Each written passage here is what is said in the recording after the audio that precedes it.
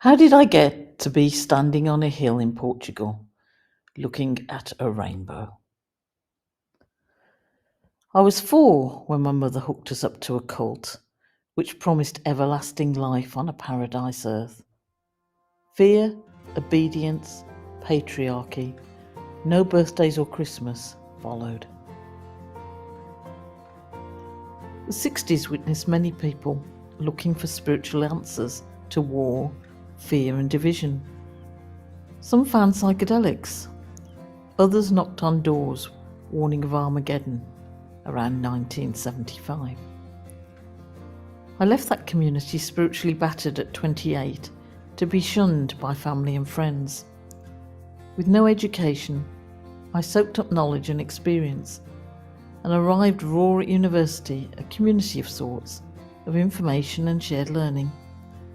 I made some friends, but was still unpacking and healing the many aspects of what it means to be human, to be accepted and loved. I didn't realise that I subconsciously wanted and needed a new community. In the early 80s, I visited some alternative communities and landed in Findhorn. I remember feeling overwhelmed by what I saw in the community. It seemed to me quite chaotic. In the 90s, I visited Skiros, and that's where I met Eva, a musician, and I started to understand a little bit more about friendship and trust.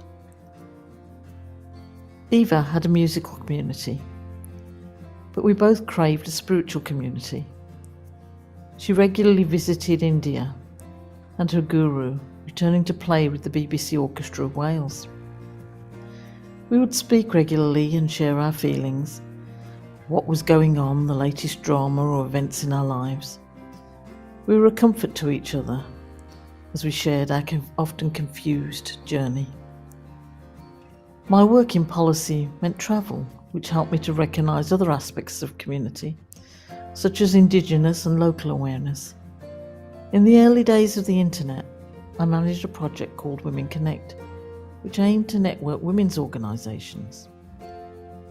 My path crossed with the consultancy group at Findhorn, who helped with processes, both personal and organisational.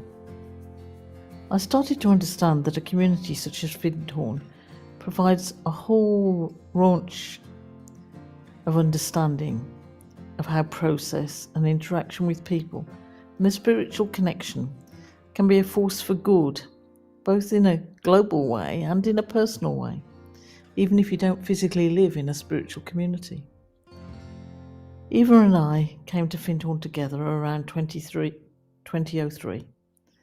for the winter gathering. It was like treating ourselves to a community in a cold, snowy season. We laughed a lot about our choices while revelling in what brought out our passions. For me, it was books, writing and travel. For Eva, it was her flute and piccolo. That year I walked the labyrinth and picked up an angel card, the Angel of Grace. I didn't understand what grace meant. I now believe it's benevolence, a free gift of peace and ease. I don't remember the angel card Eva chose. She disappeared suddenly and I found her outside the Universal Hall. She was angry and upset and trying to calm down.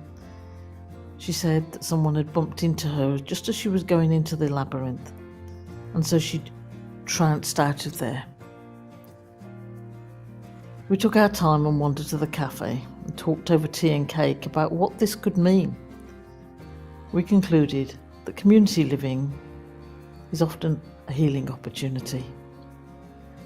Eva died suddenly in 2017 at just 46. She was and still is a sister that lives strongly in my mind. A week before her death, she played Flight of the Bumblebee on her piccolo, dressed as a bee, as part of the proms. She believed classical music was for everyone, and anything that she could do to introduce people to the joys of listening and learning and playing, she would do. It was a community activity for her. I'm still on a journey of healing, but also of acknowledging what works.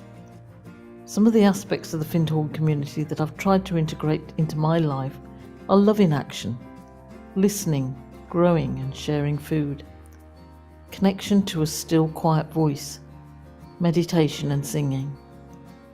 The last time I visited was for the 2019 Climate Change Conference, where I combined my love of writing into reporting.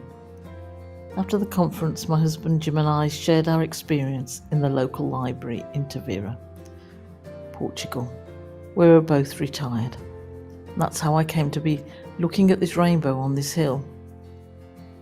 I'm appreciating and enjoying the online offerings from Findhorn, which has strengthened my feeling of being part of a community in my town.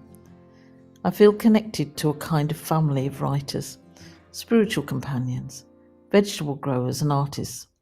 We're finding each other serendipitously without effort.